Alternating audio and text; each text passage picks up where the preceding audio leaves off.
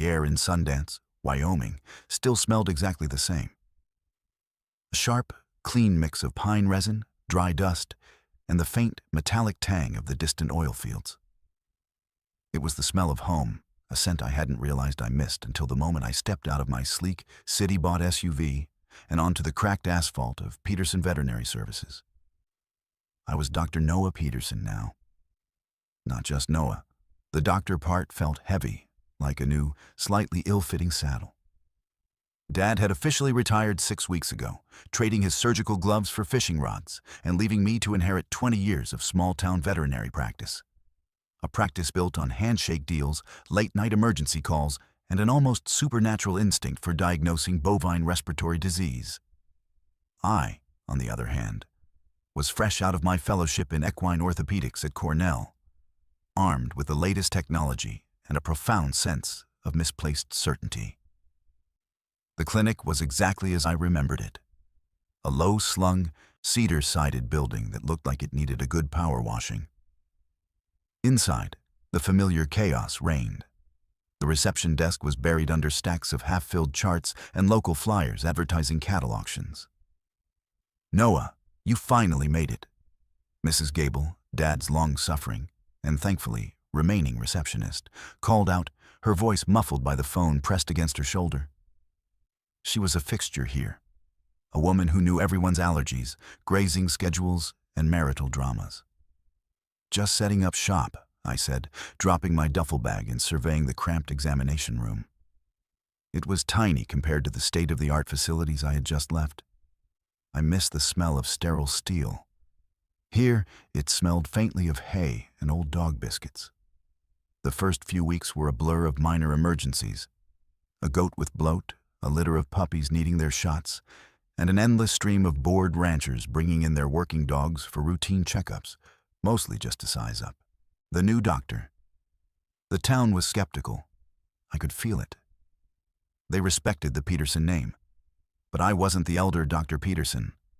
I was too clean, too fast, too reliant on blood panels and x-rays when they preferred a good, deep palpation and a gut feeling. "They're waiting for you to mess up, dear," Mrs. Gable informed me one Tuesday, sipping lukewarm coffee. "Especially the big guys." "The big guys?" "The ones with the big spreads, the ones who run the county. And of course," she lowered her voice conspiratorially, "Cade." I had heard the name, of course. Cade Jensen. In a town full of ranchers, Cade Jensen was the closest thing Sundance had to a legend, though a highly reluctant one. He owned the vast Thunder Mountain Ranch, specializing in breeding and training some of the most sought-after and simultaneously most notoriously difficult horses in the region. His stock was famous for its beauty, its spirit, and its ability to break the hands of anyone who wasn't Cade Jensen. Dad had always spoken of him with a mixture of reverence and frustration. "Cade knows horses better than anyone, Noah," he'd warned me years ago. "But he's stubborn as a mule and trusts no one." I had never met him. Cade didn't frequent town events, and his ranch was far up the mountain, accessible only by a winding, unpaved road. He preferred isolation, communicating mostly through terse, one-sentence emails or rarely a gruff phone call to Dad. "He hasn't called yet, has he?" I asked, trying to sound casual. Mrs. Gable shook her head. "No, but he will. It's only a matter of time before one of those magnificent beasts of his decides to try and kill itself. And when he calls, you better be ready, Dr. Peterson. He expects perfection." The anticipation was distracting. I found myself running through equine anatomy flashcards in the evenings, half expecting the phone to ring with the sound of Cade Jensen's demanding voice on the line. The call finally came 2 weeks into September, just as the aspens were turning gold and the first chill of autumn settled in. It wasn't a phone call. It was a truck pulling up to the clinic with enough force to rattle the windows. I was finishing up a routine vaccination when the door burst open. The man who filled the frame was massive, not in bulk, but in sheer, raw presence. He wore a faded denim jacket, a wide-brimmed cowboy hat pulled low over his eyes, and jeans dusted with trail grime. His face, when he tilted his head slightly, was all hard angles and dark stubble, framed by thick, black hair escaping beneath the hat.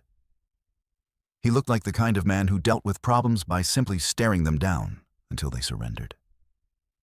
His eyes, a startling shade of glacial blue, were fixed on me. They held no warmth, only urgency. "Are you the doctor?" His voice was low, gravelly, and utterly devoid of pleasantries. "I am Dr. Peterson." "Noah Peterson," I confirmed, wiping my hands on a towel. "I don't care what your first name is." "My mare, Juniper. Laceration deep. I need you now." He didn't ask. He commanded. "Where is she?" "In the trailer." I didn't have time for formalities. "She's bleeding fast." I grabbed my emergency kit, the sleek metal box I'd brought from the city, and followed him out. The trailer was a heavy-duty stock trailer, and the mare inside was magnificent, even distressed. She was a bay, nearly black, with a coat that shone like polished mahogany, currently slicked with sweat and fear. She was favoring her left rear leg, where a jagged, bloody gash ran from her hock down toward her fetlock. Cade, the stoic cowboy, was already working, holding the lead rope with a calm authority that seemed to communicate directly to the panicked animal. "She caught it on some old fencing up by the creek," Cade explained, his voice softening only slightly when addressing the mare.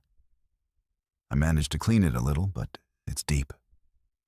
I kneeled down, assessing the wound. It was worse than I expected. The cut was long and ragged, and while it wasn't spurting blood, the steady ooze indicated significant soft tissue damage, possibly involving a tendon sheath. "We need to get her stabilized and sedated immediately," I said, opening my kit. "If we don't get a proper look at the depth, we risk contamination and long-term mobility issues." "She's already stressed," Cade countered instantly, his blue eyes narrowing. "She doesn't handle sedation well. I want to try pressure and topical antibiotics first." I paused, looking up at him. I'd just driven hundreds of miles and spent years studying equine trauma, and this man was suggesting a home remedy for a wound that clearly required surgical intervention. "Mr. Jensen, this is not a scratch," I stated, keeping my tone level despite the immediate spike of irritation. "It's a potentially career-ending injury if the repair isn't done precisely. I need to clean the wound thoroughly and confirm tendon integrity under light sedation. If we wait, the risk of infection multiplies." Cade's jaw tightened. He looked down at me, the difference in our heights emphasized by the trailer's ramp. "I'm telling you, Dr. Peterson, she fights the needle. You sedate her, and you risk her thrashing and making it worse before it takes hold." "I understand the risks, but I have a protocol for this," I insisted, pulling out a syringe loaded with a mild sedative. "Trust me, I'm not going to harm her. I'm here to save her leg." "I don't know you," he retorted, the statement hanging heavy in the dusty air. It wasn't just a physical observation. It was a professional dismissal. "Your father would have listened to me." The comparison stung, hitting exactly where I was most vulnerable, my lack of local reputation. "My father is retired," I said, my voice hardening. "I am the doctor now. And if you want the best possible outcome for this mare, you will step back and let me work." For a long, tense moment, Cade Jensen just stared at me. His gaze was analytical, assessing my posture, my hands, my resolve. It was an unnerving scrutiny, and for a ridiculous fraction of a second, I felt an entirely inappropriate flush rise up my neck, driven by the sheer intensity of his focus. Finally, he gave a curt, reluctant nod. "Fine. But if she fights it, you pull back." I didn't acknowledge the caveat. I moved swiftly, approaching Juniper with the practiced calmness necessary around high-strung animals. Cade's steady presence helped. He stroked her neck, murmuring low, unintelligible words that seemed to anchor her. The sedation was administered smoothly. As the mare began to sway gently, Cade's hand, large and calloused, clamped onto her halter, steadying her. Hold her head, please, I instructed. I spent the next 20 minutes cleaning the wound. The depth was concerning. The laceration had narrowly missed the main digital flexor tendon, but the sheath, the protective sleeve around the tendon, was breached. This meant immediate and aggressive intervention was required to prevent septic tenosynovitis, a condition that could quickly render the mare lame forever. The tendon sheath is open, I announced, looking up at Cade, who was watching my every move with the intensity of a hawk. This requires surgical closure and a rigorous course of systemic antibiotics. We need to move her into the surgery bay immediately. Surgery? Cade repeated, his voice low with suspicion. Can't you stitch it here? I can stitch the skin here, but I cannot repair the sheath properly and maintain a sterile environment in a trailer or a field, I explained patiently, trying to channel the calm authority I'd learned in teaching hospitals. This is delicate work. We need controlled lighting, sterile instruments, and post-op monitoring. I don't trust the clinic, he said flatly. I'll monitor her myself back at the ranch. Mr. Jensen, with all due respect, I am not sending a horse with an open tendon sheath infection back to a barn, I retorted, rising to my feet. My patience was wearing thin. This is a clean, modern facility. We have everything we need to save her leg. If you insist on taking her back to Thunder Mountain now, you are jeopardizing her recovery, and I cannot, in good conscience, release her. We stood facing each other across the sedated mare. It was the first real confrontation of my tenure, and it was with the man who owned half the prize stock in the county. Losing this argument meant losing credibility. Acquiescing meant compromising my professional standards. Cade's blue eyes bored into mine. They were the color of deep winter ice, and I felt the chill of his resistance keenly. You think you know better than me, he said, the statement not a question, but an accusation. I know better than the infection, I countered firmly. I respect your knowledge of horses, Mr. Jensen, but right now, this is a medical crisis, and I have the medical expertise. Let me do my job. The standoff lasted what felt like an eternity. The only sound was the mare's slow, even breathing. Finally, Cade sighed, a sound of profound exasperation and grudging surrender. He pushed his hat back slightly, revealing a damp forehead and the deep crease of concentration between his eyebrows. Fine, he muttered. You operate, but I stay. I watch every stitch. That is non-negotiable, I agreed instantly. But you stay out of the sterile field and you follow my instructions. This is my operating room. He gave a sharp nod. Lead the way, Doctor. Getting Juniper into the surgery bay was an ordeal, even lightly sedated. Cade handled the mare with an almost unbelievable gentleness, directing her heavy body with subtle pressure and quiet commands.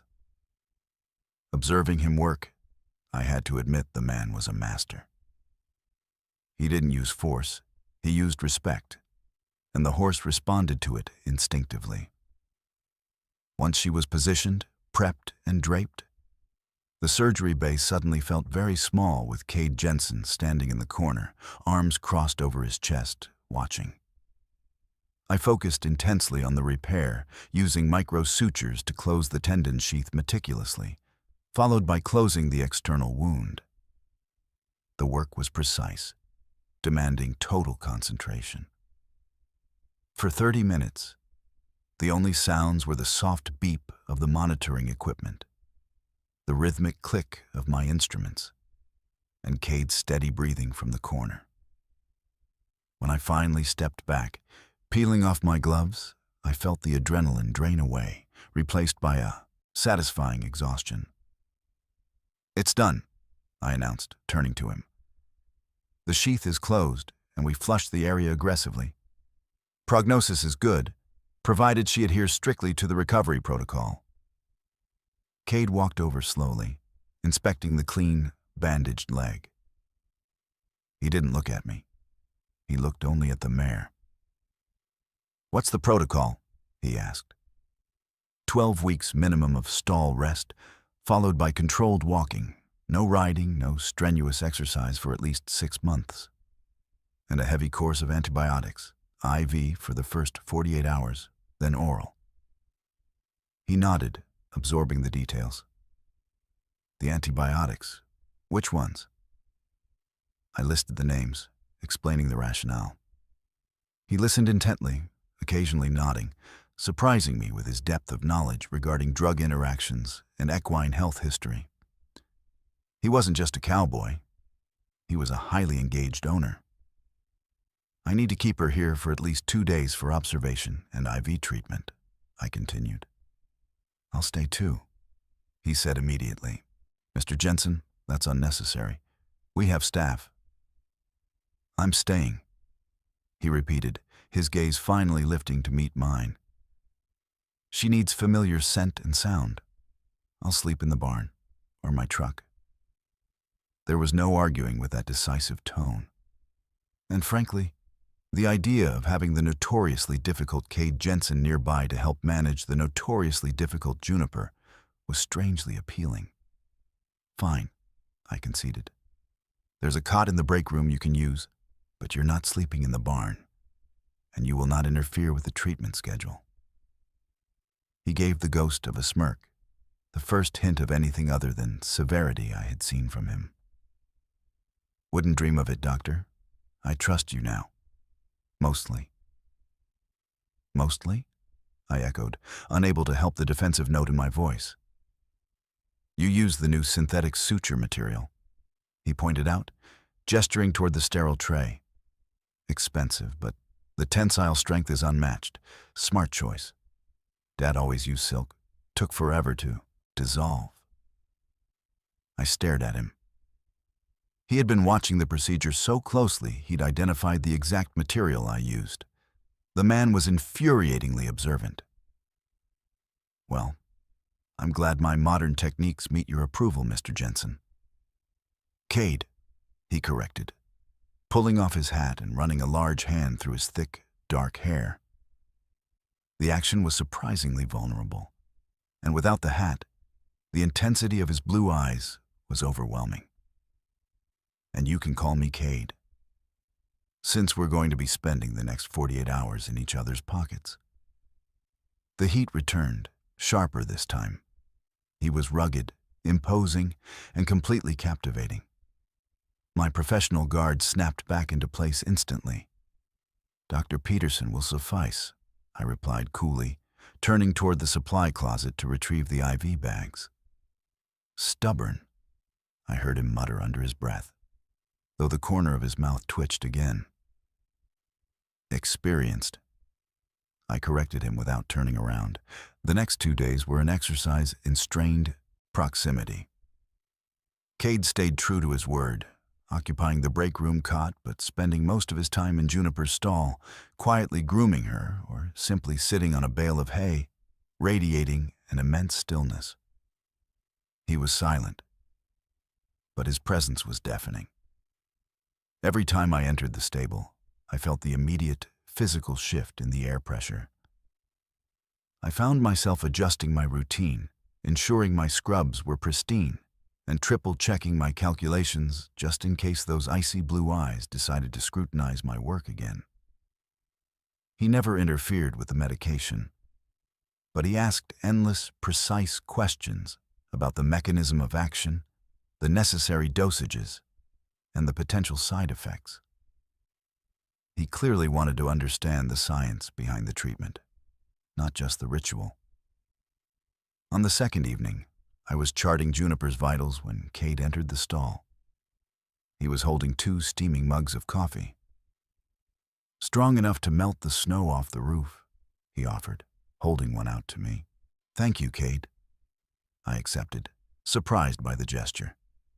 We stood side by side in the quiet warmth of the stable, the only light coming from the low-wattage heat lamp over Juniper. "You're good," he said after a long silence, looking at the mare. The compliment coming from him felt like an award. Thank you. I specialize in orthopedics, so this was right in my wheelhouse. I know where you studied, he admitted, taking a sip of his coffee. Cornell, then the fellowship. Your father was worried you wouldn't come back to Sundance. I made a promise, I said, leaning against the stall divider. And honestly, the city was exhausting. I missed having room to breathe. You came back for room to breathe and ended up in a tiny clinic fighting with a stubborn rancher, he observed, the ghost of a smile touching his lips again. It's certainly a change of pace, I agreed, meeting his gaze. The low light softened the harsh lines of his face, making the intensity of his eyes seem almost inviting. You used the phrase "in good conscience" earlier, he recalled, abruptly shifting the subject. When you told me I couldn't take Juniper home, I did. That's why your father was the best vet in the county, Cade said. He never compromised his conscience, even if it cost him business. I was testing you. I wanted to see if the fancy degree had replaced the instinct. My chest tightened with a mixture of relief and indignation. So you risked your mare's health just to test me? I knew what I was risking, but I needed to know who I was dealing with. He countered, unapologetic. And you passed. You stood your ground. That's important out here. I'm not playing games, Cade. This is her life. And she's my life, he returned, his voice suddenly serious, intense. You saved her leg, doctor, and I appreciate it. The sincerity in his tone melted away, the last vestiges of my annoyance. She's a beautiful mare, I murmured, reaching out to gently stroke Juniper's velvet nose. She is, Cade agreed, his gaze following my hand, lingering on the connection between the two of us, the horse and the doctor.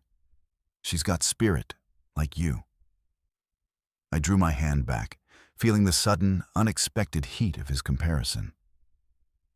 I'm just doing my job, I said, needing to ground the conversation back in professionalism. Yeah, he said, taking a final swallow of coffee. But you do it well. He set his mug down on the edge of the stall. I'm going to check the water trough in the pasture. Don't go anywhere.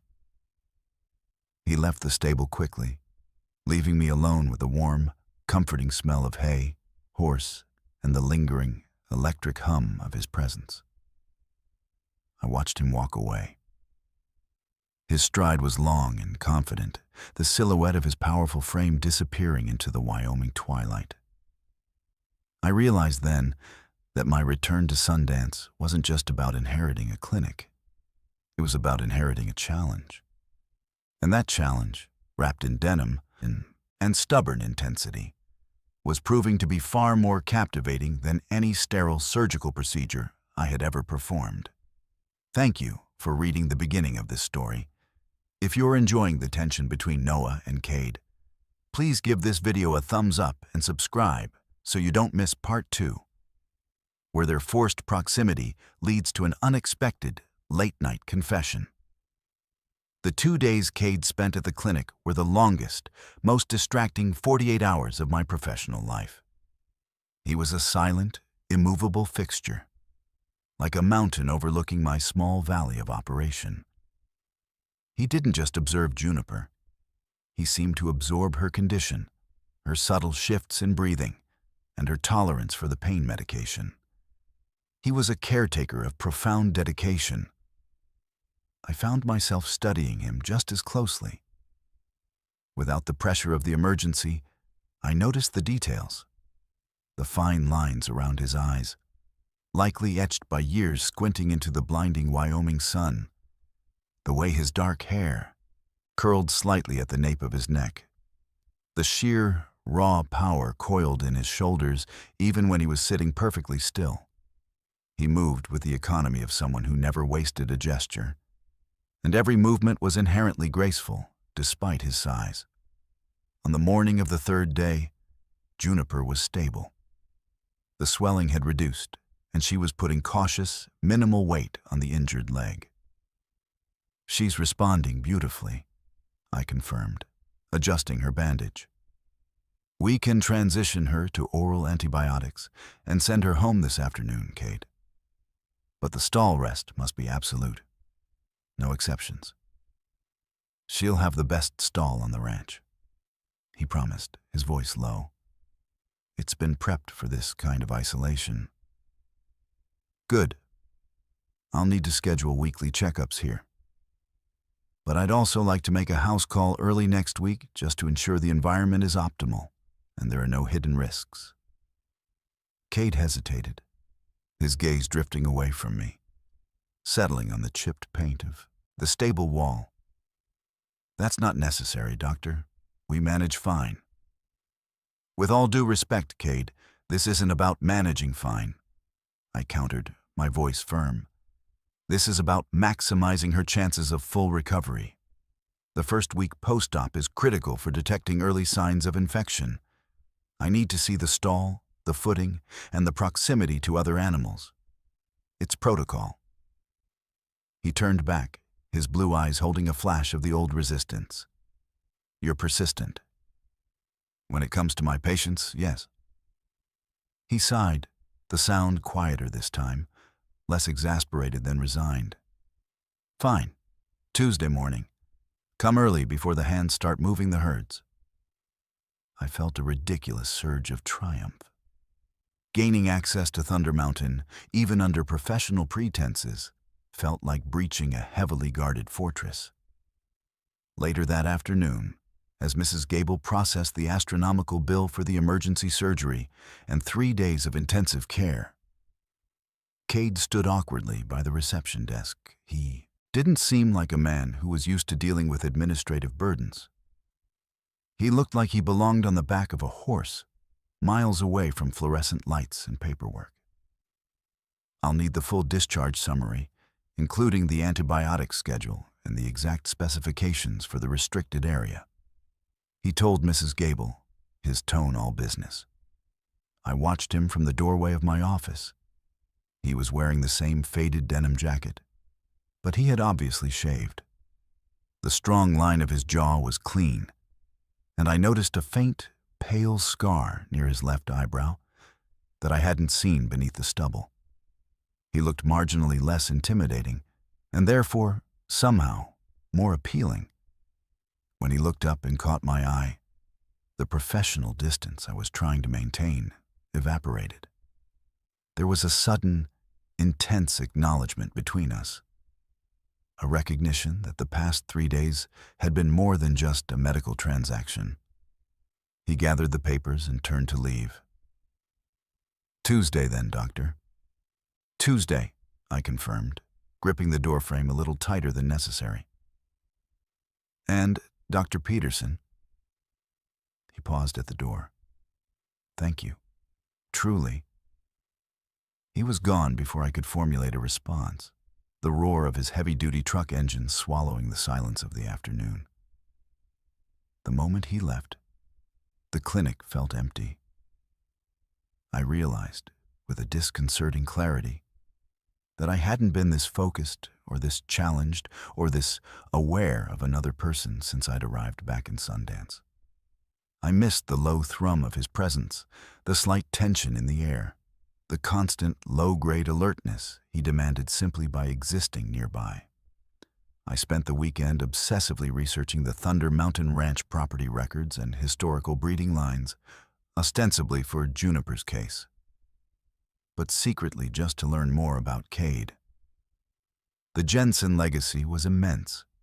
They specialized in ranch horses that had the stamina and disposition to work huge tracts of land. They were revered, and Cade was the last of the line. Tuesday morning dawned clear and cold, the air tasting like imminent snow. I drove my SUV up the winding, unpaved road that led to Thunder Mountain. The landscape changed dramatically the higher I climbed. The dry plains gave way to rugged pine forests and towering granite peaks. The ranch itself was breathtakingly vast, sitting in a wide, sheltered valley nestled beneath the mountains. The main compound was a collection of buildings as functional and austere as Cade himself. A massive dark wood barn, a sturdy main house built of local stone, and several worker cabins. Everything was meticulously maintained, organized, and quiet. Cade was waiting for me by the barn, silhouetted against the rising sun. He wore leather chaps over his jeans and a heavy wool vest. He looked utterly rooted in the landscape. "You found it easily enough?" he greeted, nodding toward my city vehicle. "The road was a little rough on my tires," I admitted, stepping out. The air here was thinner, colder. "Should have brought the old pickup," he said, the corner of his mouth lifting in that familiar, fleeting smirk. "I'll add it to the budget," I retorted, grabbing my medical bag.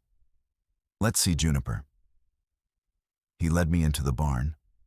The interior was spotless, smelling of fresh hay and saddle soap, not ammonia or dust. Juniper was in a large, isolated stall, bedded deeply with clean straw.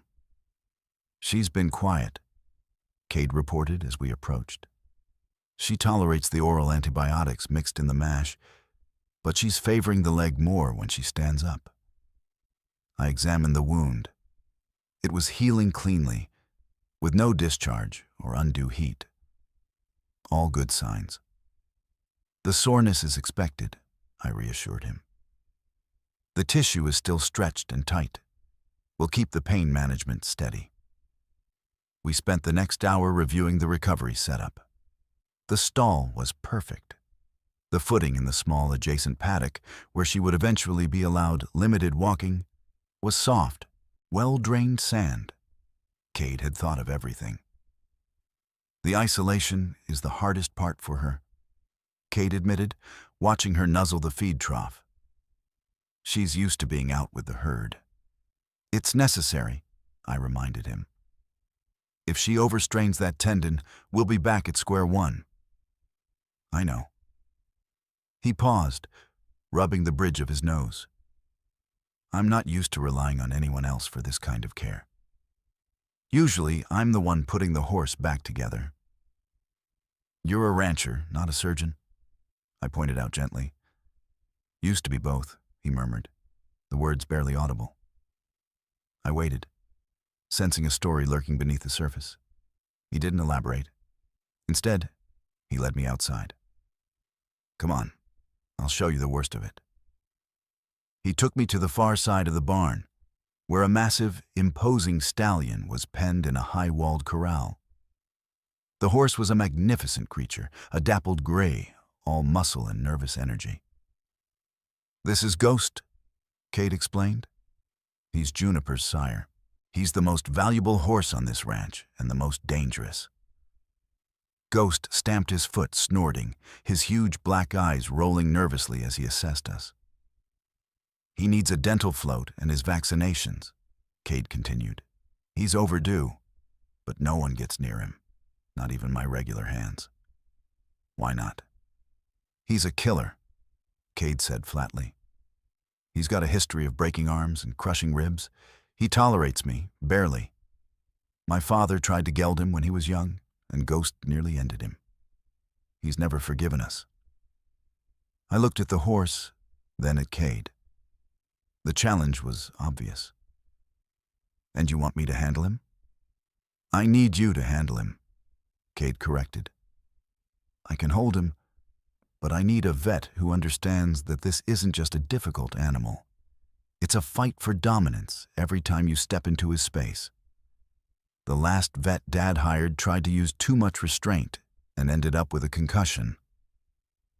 The thought of trying to sedate and work on a horse that aggressive in a corral, made the adrenaline spike again.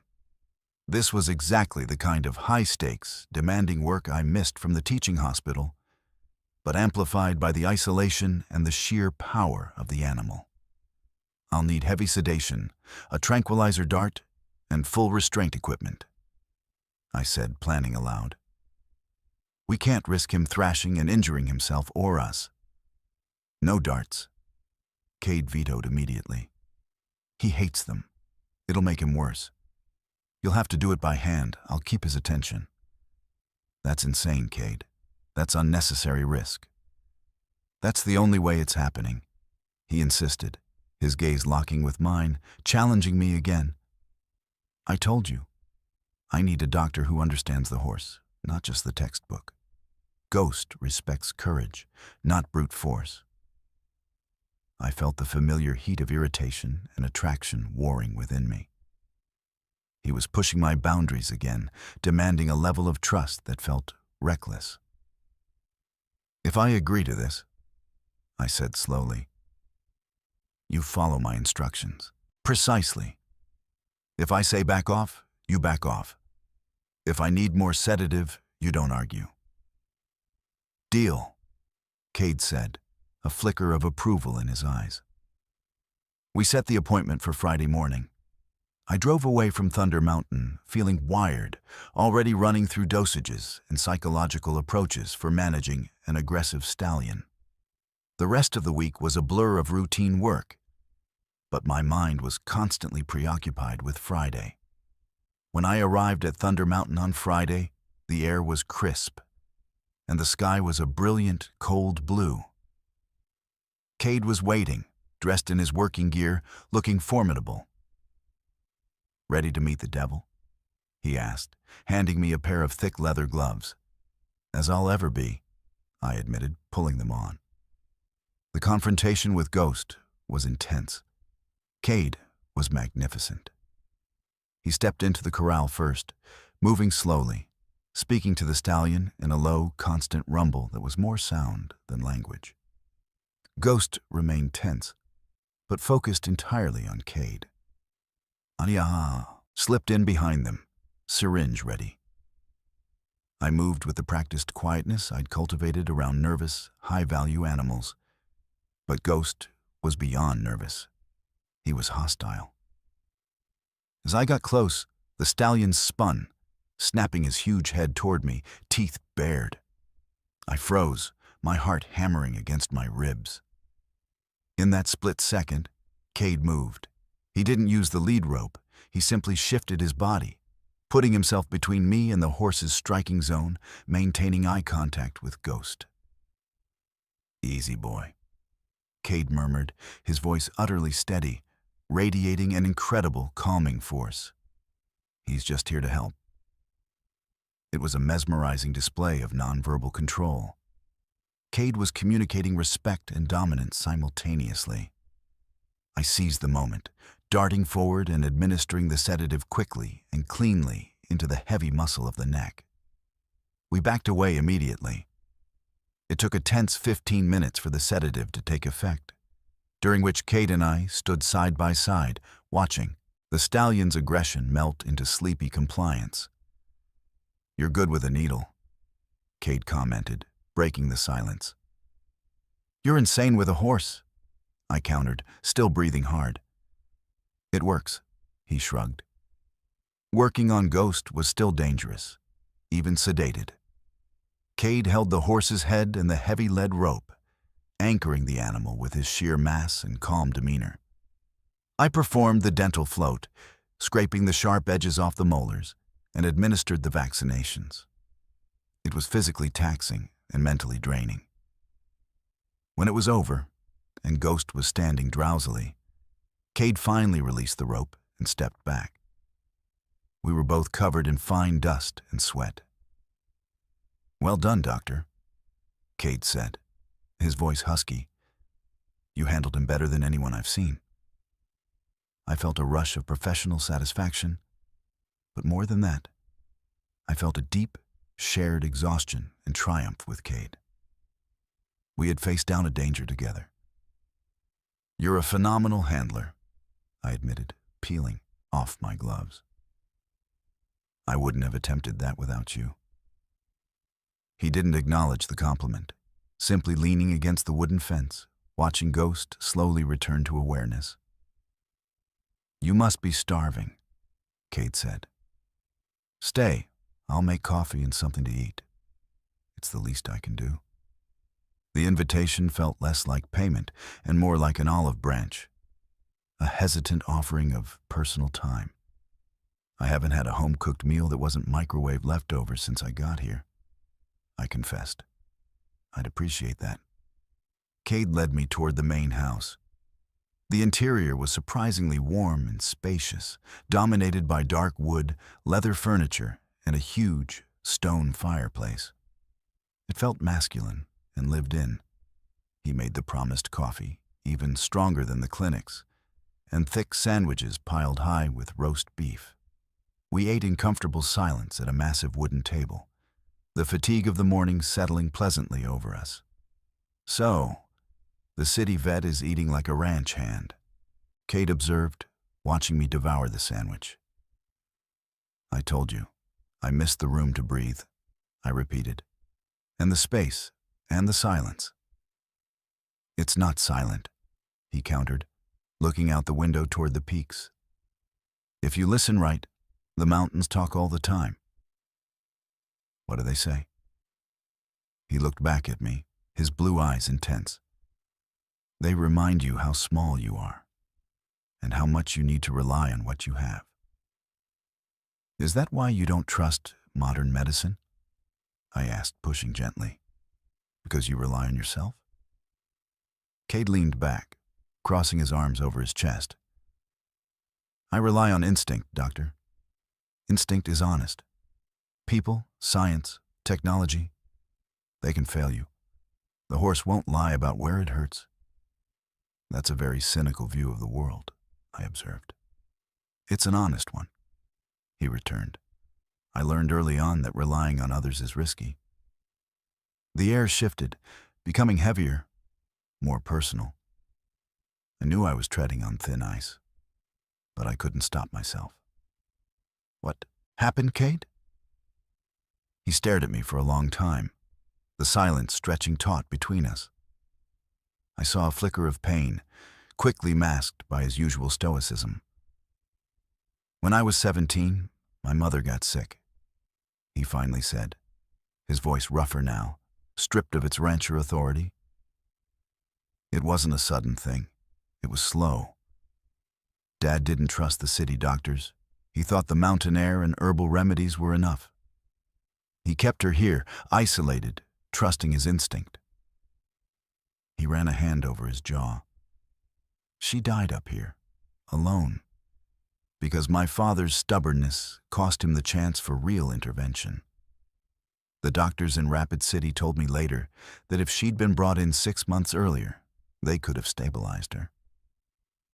I sat stunned, the depth of his guardedness suddenly making profound sense. His obsession with control, his distrust of the medical establishment, his insistence on being present for every treatment. It wasn't just about the horses. It was about a deep, unresolved trauma. I'm so sorry, Cade, I murmured, the simple words feeling inadequate.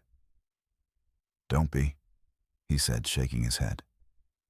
It's just the way it happened. But it taught me a lesson. Never trust blind faith, and never completely trust distance. If I can be there, I will be. I monitor everything, whether it's a horse's leg or a blizzard coming in. But you trusted me with Juniper, I pointed out. Cade looked directly at me. The vulnerability was gone, replaced by a searing, focused heat. I did, he confirmed. Because you stood up to me. You fought for the right choice, even when I was trying to intimidate you. You put the horse first above business or convenience. That's why I agreed to the surgery, Noah. He had used my first name. It felt like a small, private victory, a crack in the granite wall he kept around himself. I'm glad I passed the test, I managed, my voice slightly unsteady. He stood up, walking toward the stone fireplace, resting his arm on the mantel. You didn't pass a test, Noah. You earned my respect. And respect is hard to come by out here. He turned, the firelight catching the sharp angles of his face, making his blue eyes seem almost incandescent. "You're different from the people who usually come through Sundance," he continued, his tone contemplative. "You're smart, you're driven, but you're not afraid of getting your hands dirty. You're supposed to be too good for this place, but you keep surprising me." The compliment was delivered with such sincere intensity that it took my breath away. The air in the rustic kitchen suddenly felt charged, thick with unspoken possibilities. I rose slowly, walking closer to him, drawn by the magnetism of his gaze. "You keep surprising me too, Cade. I thought you were just a hostile rancher protecting his stock. I didn't realize how much you carry." He didn't move, but the tension radiating from him was palpable. We were standing too close, talking about things too personal for a professional relationship, yet neither of us retreated. "This is the first time I've talked about my mother in years," he admitted, his voice barely a whisper. "I don't know why I told you." "Maybe you needed to," I suggested softly. Cade looked down at me, the distance between us closing with an agonizing slowness. I could smell the faint scent of wood smoke and leather clinging to his vest, mixing with the clean, cold air he carried in from outside. "Maybe," he agreed, his eyes dropping to my mouth for a fleeting, potent moment before snapping back to my eyes. The silence that followed wasn't awkward. It was expectant. It felt like the prelude to something reckless and inevitable. The shared trauma, the hard-won professional respect, and the undeniable chemistry had reached a tipping point. I wanted to reach out, to touch the rough wool of his vest, to test the warmth beneath his rugged exterior. But Cade, the master of self-control, stepped back first, breaking the spell. He picked up our empty coffee mugs. "I should get back to the herd," he said, his voice regaining its professional dryness, though his breathing still seemed slightly accelerated. "Thank you for coming out, Doctor. I'll see you next week for Juniper's checkup." "I'll see you then, Cade," I replied, my voice steady despite the tremor in my hands. I drove back down the mountain in a daze. The clinic suddenly felt sterile and lonely again. But now, it was haunted by the image of Cade Jensen by the firelight, his vulnerability a stark contrast to his imposing strength. The man who saw the world in black and white had just offered me a glimpse into his gray, wounded heart. I realized then that my return to Sundance was going to change more than just my professional life. I was falling, quickly and hard, for the most guarded, stubborn man in the county. Thank you for reading this part of the story. If you're enjoying the tension between Noah and Cade, please give this video a thumbs up and subscribe so you don't miss part 3, where their forced proximity leads to an unexpected late-night confession. The clinic felt unnervingly quiet after Cade left. His presence, whether challenging or contemplative, filled the space, and his departure left a vacuum. I busied myself with charts, but my thoughts kept returning to the stone fireplace, the low, rough timbre of his voice, and the painful history he had revealed. He hadn't just trusted me with his mare, he had offered me a shard of his vulnerability, and I felt the weight of it. For the next week, I was perpetually distracted. I found myself checking the long-range weather forecast for Thunder Mountain, half hoping for an excuse to drive up early. The thought of Tuesday felt both daunting and intoxicating. When Tuesday finally arrived, I drove up the mountain path with a strange mix of clinical focus and nervous anticipation. The routine checkups quickly established a new rhythm between us. Cade was waiting for me every Tuesday morning, not just with Juniper ready, but often with another minor case lined up. A steer needing a vitamin injection, a working dog with a persistent limp. These weren't emergencies. They were subtle tests, opportunities for him to observe my practical skills in less pressurized environments. I realized he wasn't just vetting me. He was slowly integrating me into the complex ecosystem of his ranch. During one visit, while I was examining a young colt for early signs of joint instability, Cade leaned against the rail, watching me work. "You're good with them, even the skittish ones," he observed. "You don't rush, but you don't hesitate either." "You learned that in orthopedics," I replied, carefully palpating the colt's hock. "Hesitation causes resistance. Rushing causes mistakes. It's about being precise and confident." That sounds like a philosophy for life, not just surgery. I looked up, meeting his steady blue gaze. "Maybe it is." He didn't elaborate, but the exchange felt significant. We were talking around the edges of deeper subjects, using the horses as a safe proxy for our own guarded personalities. As the weeks turned into late autumn, the visits became less strictly professional. After every examination, we would share coffee in the warm kitchen. He'd talk about the price of hay, the grazing rotation, or the difficulty of finding reliable hands in the winter. I'd talk about the frustrations of small-town bureaucracy or the latest in veterinary research. The emotional walls around Cade were not crumbling, but they were certainly developing hairline fractures. He still held himself with immense reserve, but the intensity in his eyes was less adversarial now and more interested. He'd ask about my life in the city, not with judgment, but genuine curiosity. "Did you miss it?"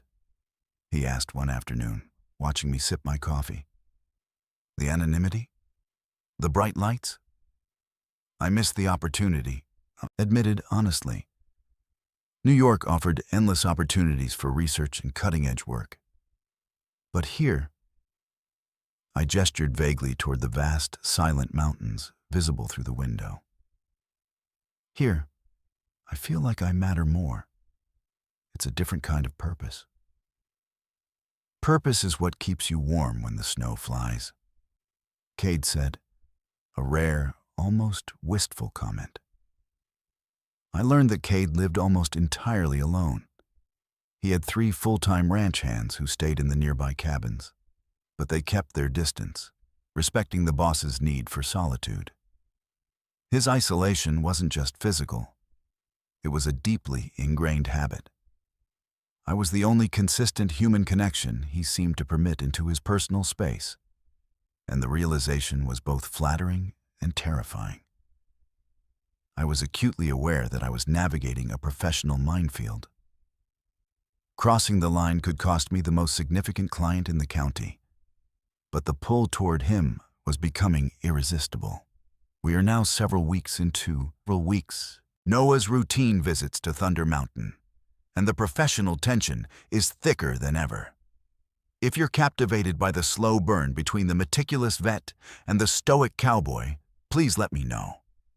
Drop a comment below telling me what city you're listening from, and give this story a rating from 0 to 10 so far. Your support keeps this romance alive.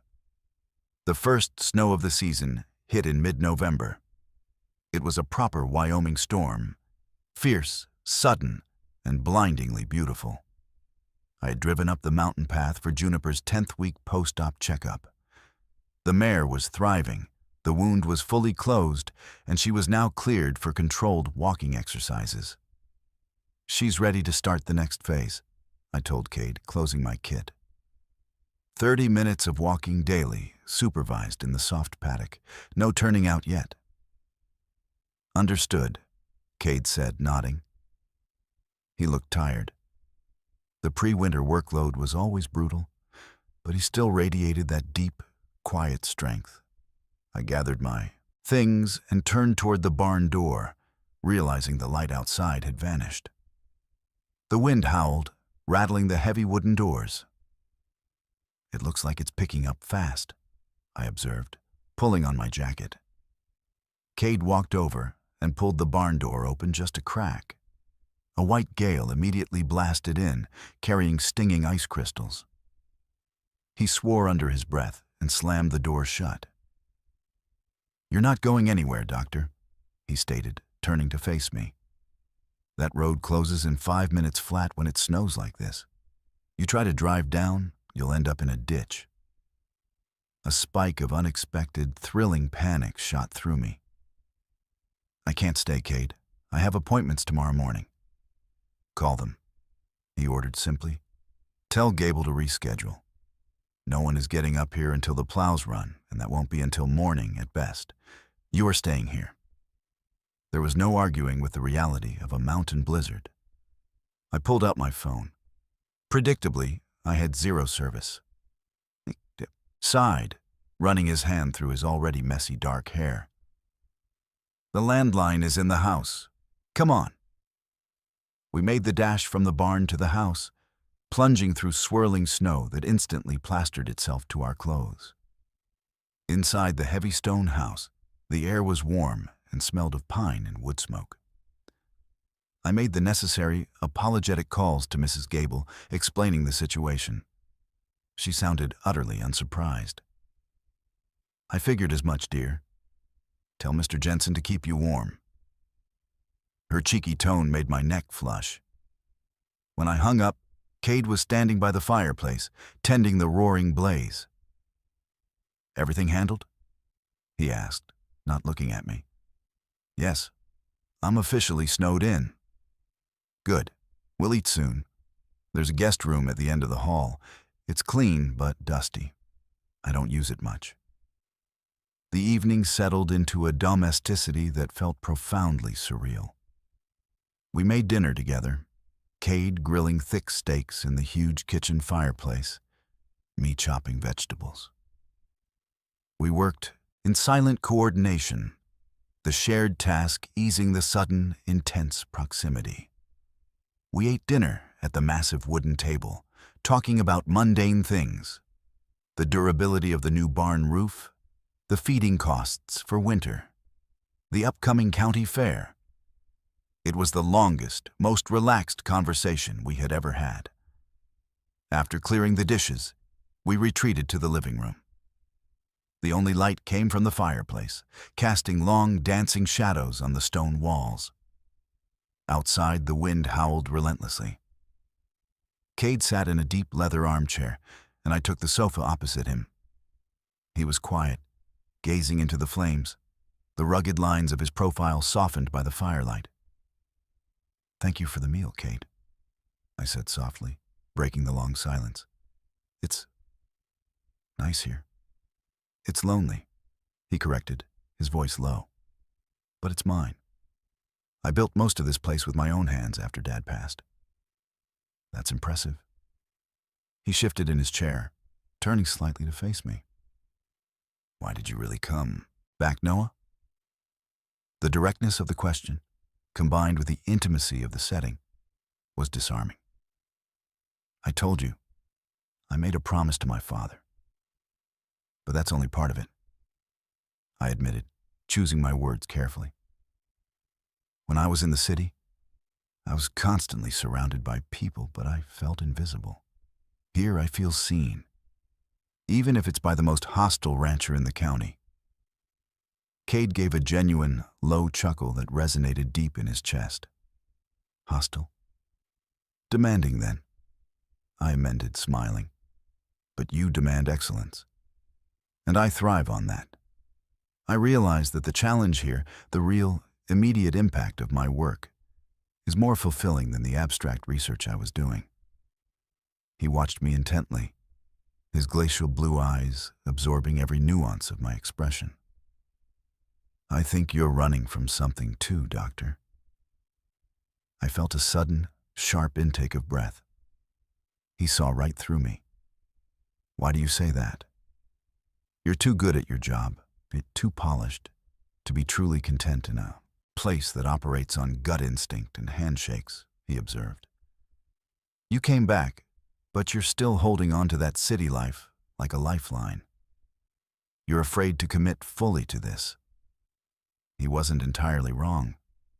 I had kept my old apartment lease open for months, just in case. I left a relationship, I confessed, the words tasting bitter. A very long one.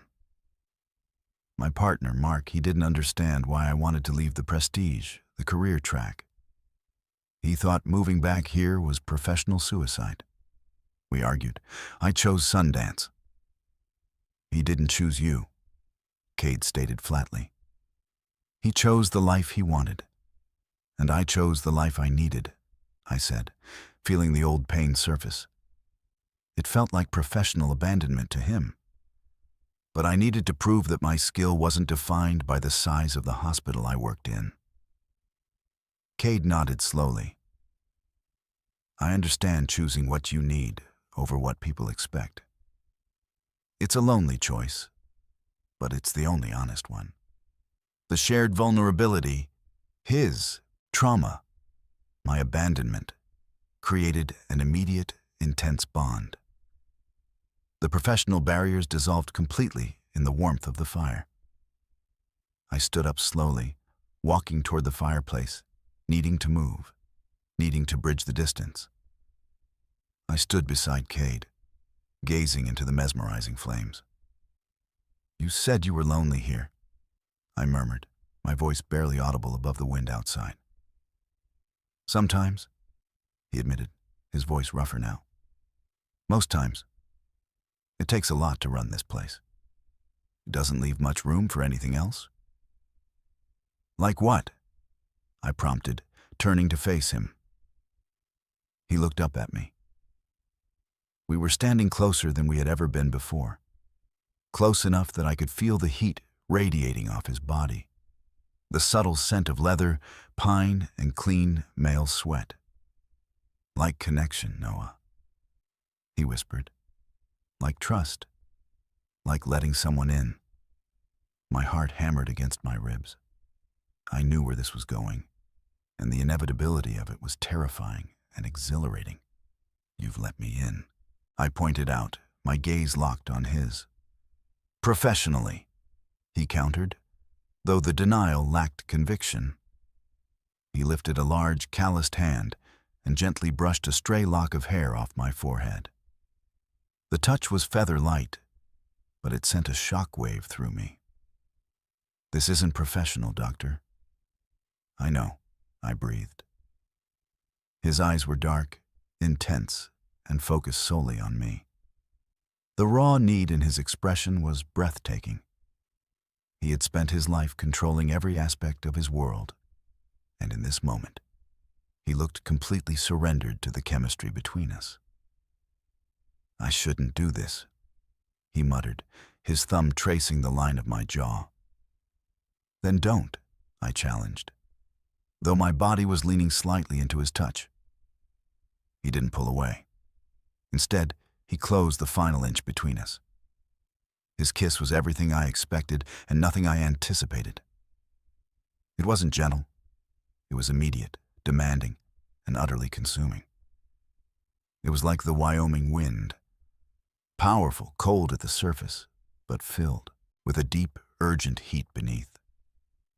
His mouth was firm, tasting faintly of coffee and wood smoke. I responded instantly, abandoning all pretense of professionalism or control. I reached up, my hands gripping the thick wool of his vest, pulling him closer. He deepened the kiss, his arm wrapping around my waist, anchoring me against his solid, unyielding body. It wasn't a sweet, tentative exploration. It was a hungry recognition, a mutual acknowledgement of the tension we had been fighting for weeks. The sound of the wind outside seemed to fade, replaced by the roaring in my ears and the frantic rhythm of our hearts beating against each other.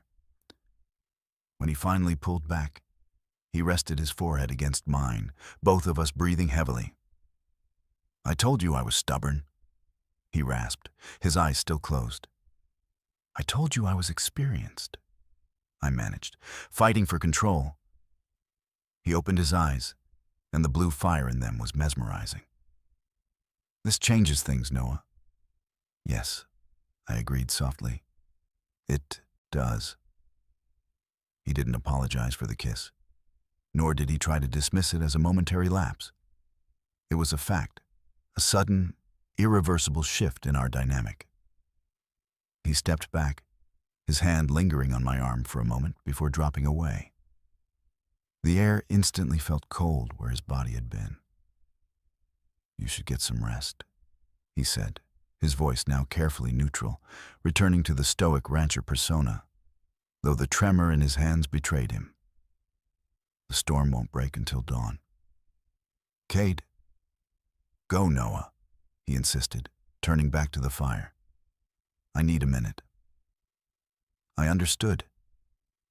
He had allowed himself a moment of reckless abandon, and now he needed to reassert control over his carefully constructed world. I walked down the hall to the dusty guest room, my mind reeling. The memory of his kiss was a burning brand on my lips. The man who feared reliance and vulnerability had just broken his own cardinal rule. I lay awake for hours, listening to the wind and the sporadic creaks of the old stone house. I wasn't just attracted to Cade Jensen. I was drawn to the strength he used to guard his wounded heart. I wanted to be the person he finally allowed himself to rely on. In the dead of night, I heard movement outside my door. A slow, heavy footstep paused, and I knew it was Cade. He stood there for a long time, the silence stretching taut. I held my breath, waiting. I expected him to knock, to return, to finish what we had started. But he didn't. After a minute that felt like an eternity, the footsteps retreated slowly back toward the living room, leaving me alone with the realization that the man was fighting a battle between his need for isolation and his undeniable desire for connection. The next morning, the storm had passed, leaving behind a world draped in a thick, crystalline blanket of snow. The mountains were breathtaking, stark white against the pale blue sky. Cade was already up, bundled in his heavy gear, clearing a path near the barn. He looked tired but resolute. When I emerged, he handed me a mug of steaming coffee, avoiding my gaze. "The county plows should be here in an hour," he said, his voice all business. "The road will be rough, so drive slow." "Cade," I started, needing to address the elephant in the room. He finally looked at me, his eyes guarded, but lacking their usual coldness. "Last night was the storm. It was close quarters." He was trying to dismiss it, to categorize it as an aberration. "It was more than the storm," I countered firmly. "We both know that." He didn't deny it. He just stared at me, the conflict evident in the deep lines around his mouth. "I'm not built for complicated, Noah," he said, his voice heavy. "I have a ranch to run. I have responsibilities that don't allow for distractions." "I'm not asking you to abandon your ranch," I said, stepping closer. "I'm asking you to stop being afraid of what you feel." "I'm not afraid," he retorted instantly, too quickly. "I'm being sensible. You're my doctor. We have a professional relationship that is critical to the well-being of my stock. We can't jeopardize that." It was a retreat, a professional deflection designed to rebuild the wall faster than I could tear it down. I took a deep breath. I wouldn't push him further, not when he was already on the defensive. "Fine," I conceded, accepting the professional boundary he was desperately trying to reestablish. "Dr. Peterson will see you next Tuesday for Juniper's follow-up." I turned to walk toward my SUV, but he stopped me with a hand on my arm. This time, the touch was firm, possessive. "But if you think that kiss was just a result of the weather," he said, his voice dropping to a low, intense rumble, "then you're not as smart as I thought you were, Doctor." He released me abruptly and walked away toward the barn, leaving me standing alone in the snow, breathless and reeling. He had closed the door, but not before confirming that the fire between us was real. I drove down the mountain path, the tires crunching through the fresh snow. The professional relationship was irrevocably damaged, or perhaps irrevocably elevated. I knew then that I wasn't just fighting for a patient's leg or a rancher's respect. I was fighting for Cade Jensen's heart, and it was going to be the toughest, most challenging fight of my life. I had earned his respect, and I had tasted his desire. Now, I needed to figure out how to navigate the complex, dangerous landscape of his emotional life without sacrificing my own fragile stability. The vet and the cowboy were officially in uncharted territory. Thank you for reading this part of the story. If you're enjoying the tension between Noah and Cade, please give this video a thumbs up and subscribe so you don't miss part 4, where their forced proximity leads to an unexpected late-night confession. The drive down Thunder Mountain that morning was a dizzying blur of adrenaline and disbelief. The snow was pristine, the air sharp and clean, but inside my sleek SUV, I felt overheated and utterly unsettled. Cade's parting shot. If you think that kiss was just a result of the weather, then you're not as smart as I thought you were. It had been a calculated strike, shattering the fragile professional barrier he had spent weeks rebuilding. He hadn't apologized, hadn't explained, but he had confirmed the mutual recognition of the fire between us. He had acknowledged the desire, then immediately retreated behind the thick walls of his control and responsibility. The subsequent weeks were agonizing. Our Tuesday appointments became a tightrope walk. Cade was stricter, more formal than ever, using Dr. Peterson with deliberate, almost painful frequency. He kept his distance in the barn, his shoulders always tense, his gaze meeting mine only when necessary for clinical instruction. I, in turn, tried to match his professionalism, focusing intensely on Juniper's recovery and the other ranch cases he reluctantly presented. But the effort was exhausting. Every time our hands brushed while passing a syringe, every moment he leaned in to hear my diagnosis over the stable noise. The air crackled with the memory of the firelight and the urgent press of his mouth. He was testing me again, I realized. Testing my ability to maintain professional composure under immense personal pressure. And I was failing internally, though I hoped my outward facade remained intact. One afternoon, Mrs. Gable caught me staring blankly at Juniper's x-rays, the image of Cade's face superimposed over the bone structure. "He's a handsome man, dear," she said dryly, adjusting her glasses. "But he looks better in person than on film." I flinched, startled. "Mrs. Gable, I was reviewing the integrity of the distal sesamoid." She simply smiled, a knowing, ancient smile. "Of course, Dr. Peterson. Just remember, a man like Cade Jensen doesn't need to be chased. He needs to be cornered." Her advice was unnerving, but it reinforced my own growing conviction. The professional boundary was an illusion. It was a holding pattern, and it was my responsibility to force the landing. The opportunity came not through a dramatic emergency, but through the quiet tyranny of time. I arrived for my mid-December visit to find Cade standing alone in the far paddock, looking utterly defeated. He wasn't wearing his usual heavy coat, despite the biting cold, and his posture was slumped, a posture I had never seen on him before. He was looking at an ancient gelding, a massive chestnut whose coat was faded with age, standing listlessly by the fence. This was old Duke. The horse Cade had once mentioned belonged to his father, and had been the foundation of the Thunder Mountain line decades ago. Duke was the ranch's patriarch, revered and semi-retired. "Morning, Cade," I said softly, approaching the fence. "Morning, Doctor." His voice was flat, devoid of its usual gravelly texture. How's Duke?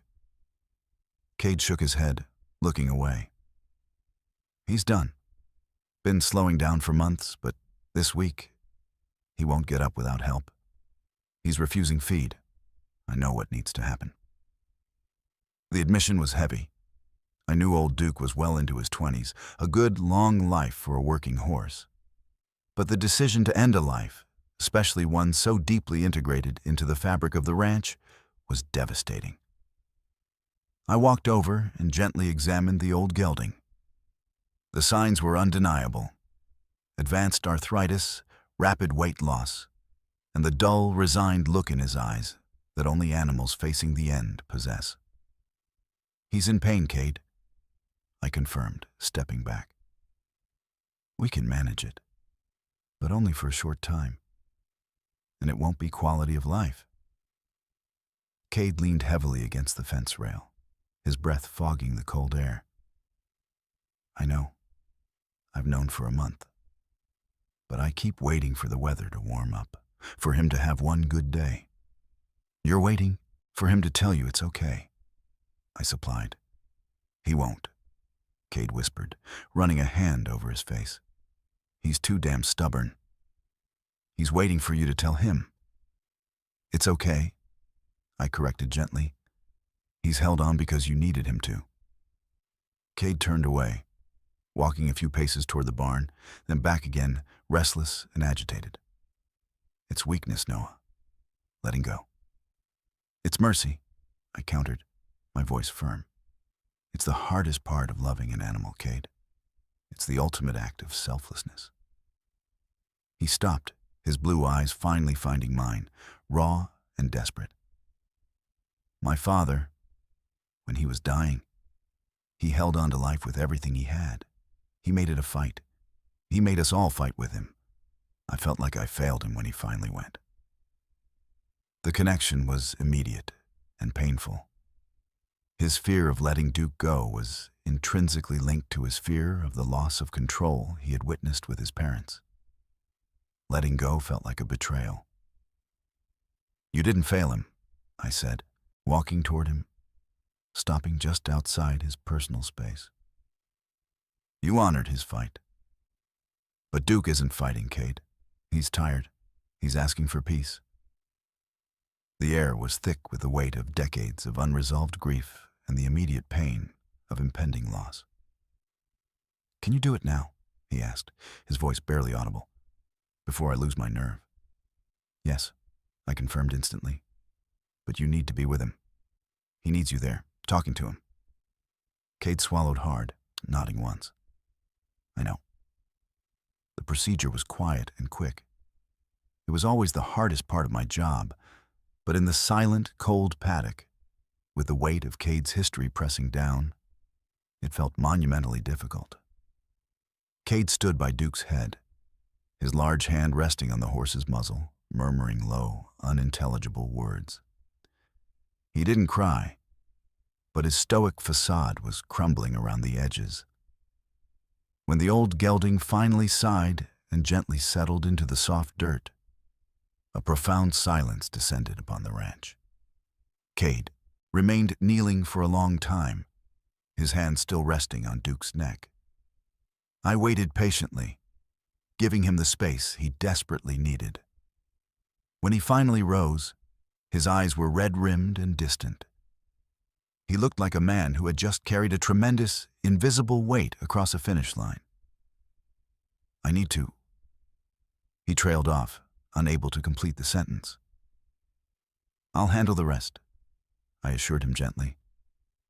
Go inside. Get warm. He nodded stiffly, his shoulders hunched.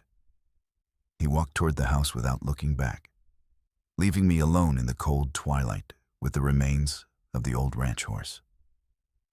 I completed the necessary duties, my hands moving automatically. The physical work was a necessary distraction. By the time I reached the house an hour later, the sun had set, and the kitchen was dark. I found Cade in the living room, sitting in the deep leather armchair by the cold fireplace. He hadn't lit a fire. He was simply sitting in the gloom, staring into the dark hearth. "Cade," I said softly, walking over. He didn't move. "It's done?" "Yes." It was peaceful. I hesitated, then walked over to the mantel and started laying kindling for a new fire. The action was deliberate, a non-verbal assertion of comfort. "You should have left," he said suddenly, his voice rough. "You didn't need to stay for that." "I stayed because you needed someone here," I replied, striking a match and setting the kindling ablaze. The fire caught quickly, casting immediate, welcoming light. I didn't sit on the opposite sofa this time. I walked to his chair and stood beside him. "You're good at this, Doctor," he said, the old formality returning, but laced with a new, profound exhaustion. "The hard parts, you don't flinch." "I flinch internally," I admitted honestly. "But I learned a long time ago that you can't help people, or animals, if you give in to the fear." "The fear of loss," he corrected, his voice a low, painful rasp. "That's what this is about, isn't it? If you love something, you will lose it. And if you rely on someone, they will abandon you." I sat down on the floor beside his chair, leaning my back against the leather armrest, looking up at him. I knew this was the moment. The professional armor was gone, stripped away by grief. "Your father's fear of city doctors cost him your mother," I said gently. "My former partner's fear of losing his prestigious life cost him me. Fear drives people to make terrible, isolating choices, Cade." He looked down at me, his eyes dark pools reflecting the firelight. "I can't do this, Noah," he whispered. "I can't let someone in. I can't risk it all turning to dust again. I'm not built for softness." "You're not built for isolation either," I countered, reaching out and gently placing my hand on his denim-clad knee. The fabric was rough, and the warmth of his leg was a solid reality. "I've seen you with Juniper. I saw you with Duke. You are the opposite of isolated. You are desperately connected to everything here." He looked at my hand on his knee, his jaw tight. He didn't pull away. "You kissed me," I reminded him, my voice low and steady. "You didn't do that out of professional courtesy or because of a snowstorm. You did it because you're a human being who needs connection, just like the rest of us. Stop fighting the reality of what we feel." He closed his eyes, inhaling sharply. His large hand lifted and covered mine on his knee, his grip warm and heavy. "I need you to leave," he muttered, his voice choked. "Before I do something stupid." "I'm not leaving," I stated, shifting slightly so that my shoulder was pressed against his leg. "And what if stupid is exactly what you need right now? What if sensible is what keeps you lonely?" He opened his eyes, staring down at me, the intensity of his gaze overwhelming. I saw the surrender flicker there, the moment he decided to stop fighting the gravitational pull between us. He shifted in the chair, leaning forward, and pulled me up gently until I was standing between his knees. His hands settled on my hips, holding me in place. "You are going to ruin me, Doctor," he warned, the words a low, husky threat. "Only if you let me," I whispered, reaching up to cup his jaw, my thumb brushing the faint stubble. The firelight filled the room, and the silence was absolute. This time, the kiss was slower, deeper, imbued with the emotional weight of the day. It wasn't the hungry demand of the snowstorm. It was a desperate plea for comfort, for shared vulnerability. He tasted of grief and relief and the deep, rich flavor of commitment. His hands moved from my hips, sliding up my back, pulling me flush against his hard chest. I felt the powerful, steady beat of his heart beneath the wool vest, a solid anchor against my own frantic rhythm. I melted into the embrace, burying my face in the curve of his neck, inhaling the familiar scent of pine and leather. "Stay," he commanded, the word torn from him, sounding more like an admission of defeat than a request. "Just stay here tonight. I can't be alone." "I won't leave," I promised, pulling back just enough to look into his eyes. There was a profound, silent understanding. This wasn't about a casual encounter. This was about breaking the pattern of isolation. He stood up, never breaking contact, his arms remaining tight around me. He led me through the dark house, not to the guest room, but toward his own space. His bedroom was as austere and masculine as the rest of the house. Dark wood, heavy blankets, and a window that looked out onto the silent, snow-covered mountains. He released me momentarily, walking to the window. He stood there looking out, his silhouette imposing against the faint moonlight reflecting off the snow. "I haven't brought anyone here," he confessed, his voice rough. "Not in a long time. I don't share this, Noah." "You don't have to share anything you don't want to, Cade," I said, softly, walking toward him. I reached out and placed my hand on the small of his back, a simple, comforting gesture. The muscle beneath the thick shirt was tense. He turned, taking my hand and bringing it to his lips, pressing a kiss to my knuckles that was devastatingly tender. "I need you to know," he murmured, his gaze intense, "that if I let you stay, I'm not letting you go. I don't do things halfway." His statement was a warning and a promise, the most honest declaration of intent I had ever heard. He was staking a claim, committing himself in the most vulnerable way he knew how. "I don't do things halfway either, Cade," I confirmed, meeting his gaze steadily.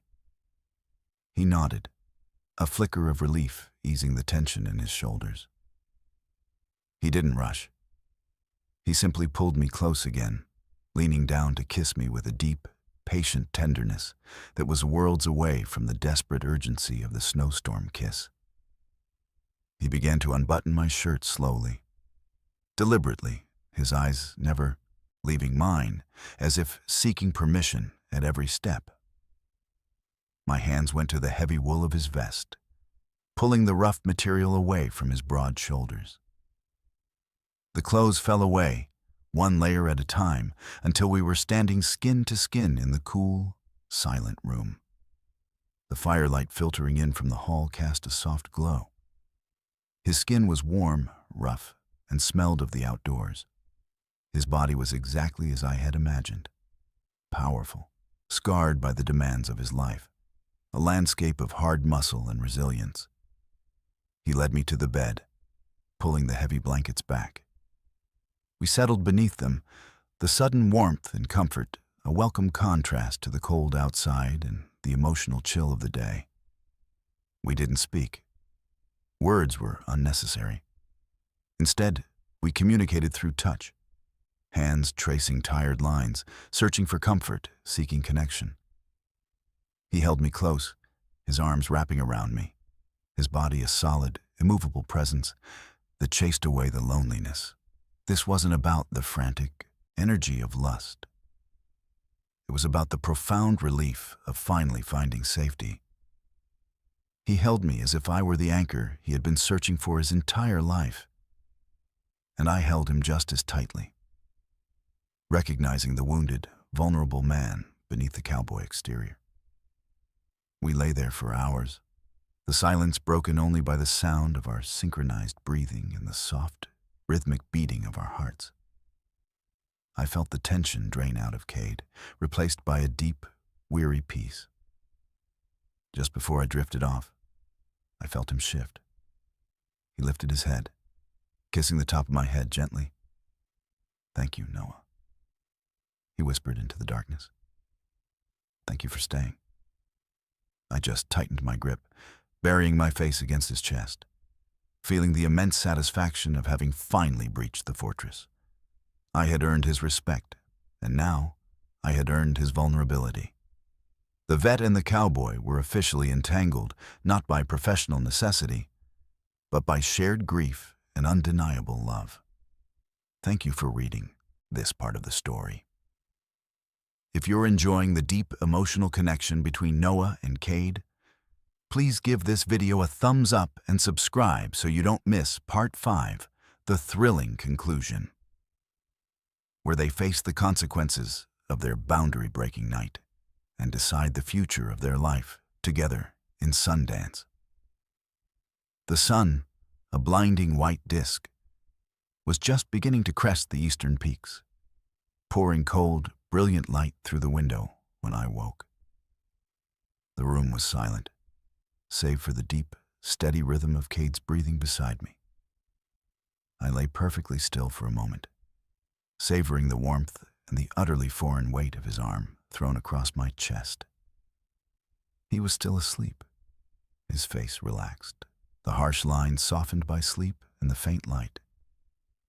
He looked younger, less burdened. I shifted slightly, turning my head to watch him. I saw the small, pale scar near his eyebrow, the one I'd noticed the day he paid his bill. It looked less like a battle wound now, and more like a testament to endurance. Last night had been an act of radical honesty, a mutual surrender to a profound, desperate need for connection. It wasn't just about desire. It was about two people who had built walls so high they'd forgotten how to climb them, finally finding a ladder in the shared space of grief and firelight. Cade stirred, his eyes fluttering open.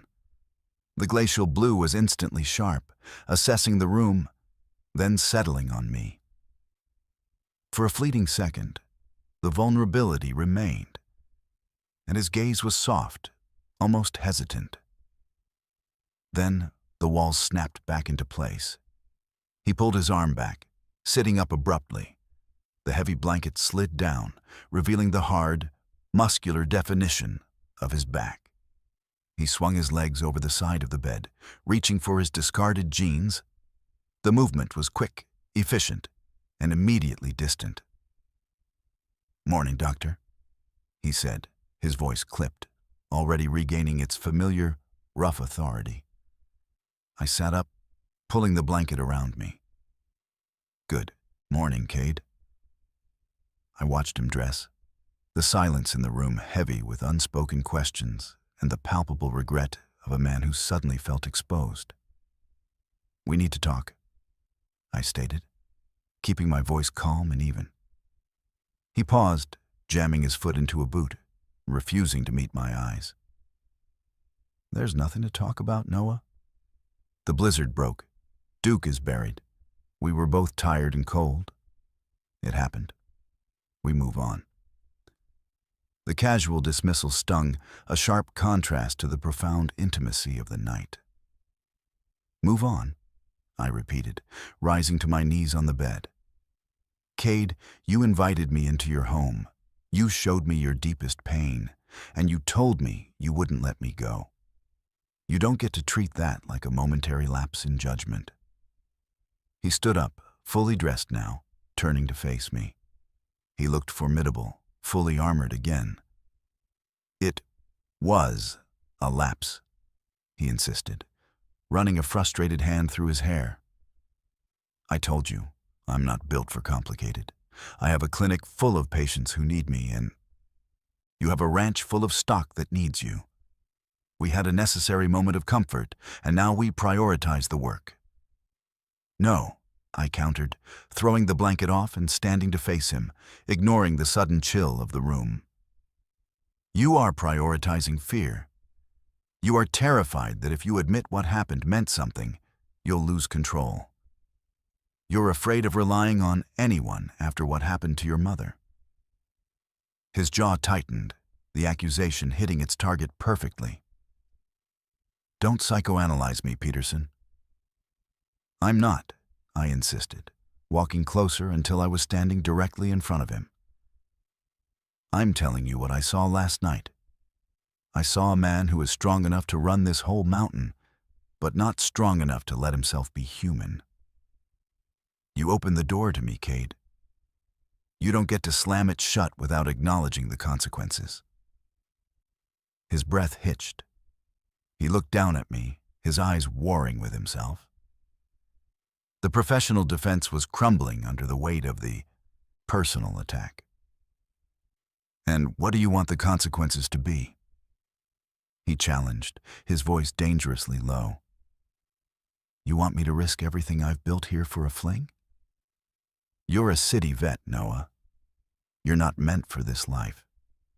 You'll get bored, or the next prestigious fellowship will call, and you'll leave. And I don't survive abandonment well. The raw honesty of his fear finally broke through my own anger. He wasn't rejecting me. He was rejecting the potential pain of losing me. Then let me prove you wrong, I said, reaching up and placing both hands on his chest, right over his heart. I came back to Sundance because I needed purpose, and I found it. You think I'm going to leave the best thing that's happened to me since I got here? I chose Sundance over my life in New York, Cade. And I choose you over the safe, predictable routine. I felt the immense tension in his body. He was still fighting, but I had hit his core conviction, his belief that I was temporary. I need more than a choice, Noah, he rasped. I need certainty.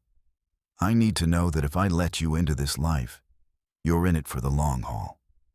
Not just as my vet, but as my partner, here, on this land.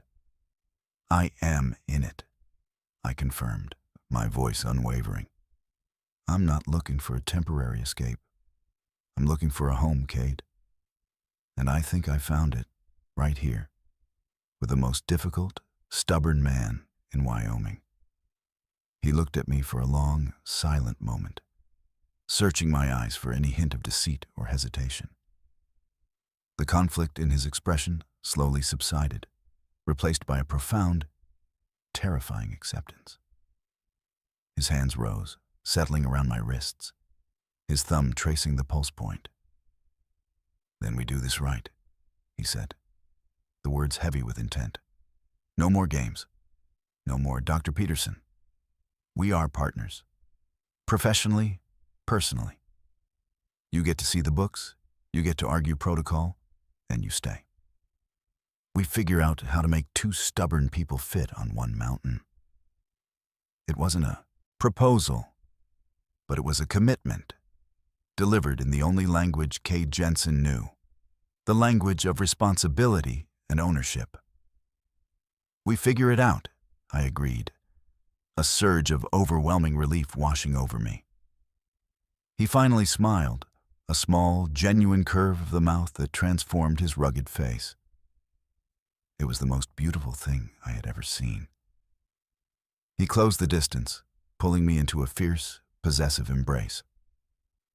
Now, he murmured against my ear, his voice husky, I need coffee, and then I need to get you home before Mrs. Gable sends a search party. The next few months were a whirlwind of adjustment and discovery. Our relationship, once defined by antagonism, settled into a deep, comfortable synergy. Professionally, the dynamic shifted entirely. Cade remained fiercely protective of his stock, but he trusted my judgment implicitly. Our weekly visits became collaborative sessions, blending my modern, science-based approach with his unparalleled instinct for animal behavior. I found myself adopting some of his rugged practicality. He, in turn, began embracing new technology at the clinic, much to Mrs. Gable's disbelief. Personally, the bond deepened rapidly.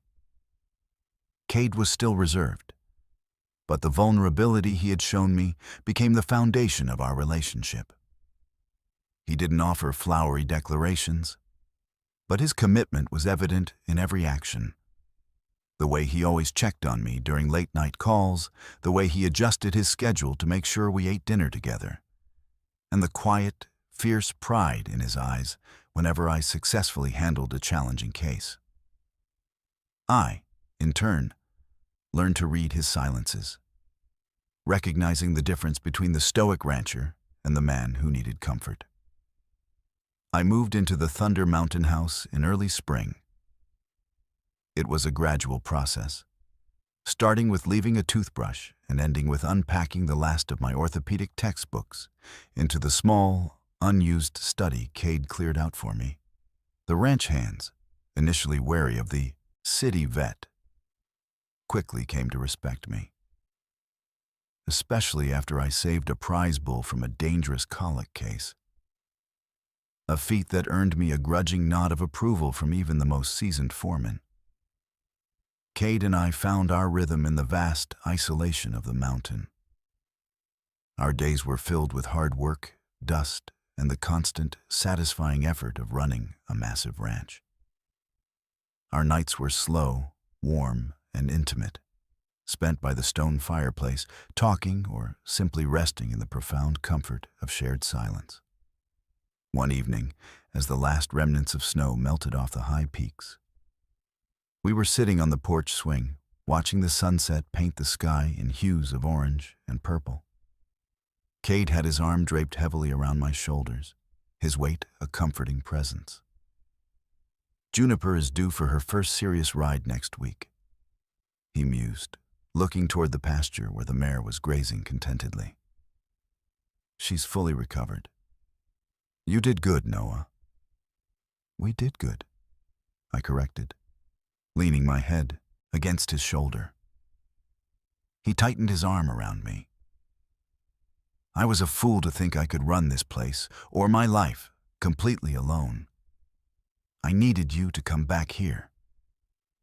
I needed to come back here too, I admitted. I needed to find the challenge, the purpose, and the man who didn't mind if I got a little dirt under my fingernails. You fit here, Cade stated, turning his head to press a rough kiss to my temple. You belong on this mountain, Doctor. I smiled, looking out over the sprawling, beautiful landscape that was now our shared home. The sharp, clean scent of pine, dust, and distant oil fields, the smell of Sundance, was no longer just the scent of my past. It was the scent of my future, anchored firmly by the stoic, rugged heart of the cowboy beside me. My life in Wyoming had started with a confrontation in a dusty trailer, and it had led me, against all odds, straight into the arms of the man who had finally taught me that the greatest strength is not found in isolation, but in commitment. Thank you so much for listening to the final part of Noah and Cade's story. If you were captivated by the slow burn between the meticulous vet and the stoic cowboy, please let me know. Drop a comment below telling me what city you're listening from, and give this story a rating from 0 to 10 so far. Your support keeps this romance alive and helps us bring more beautiful stories to life.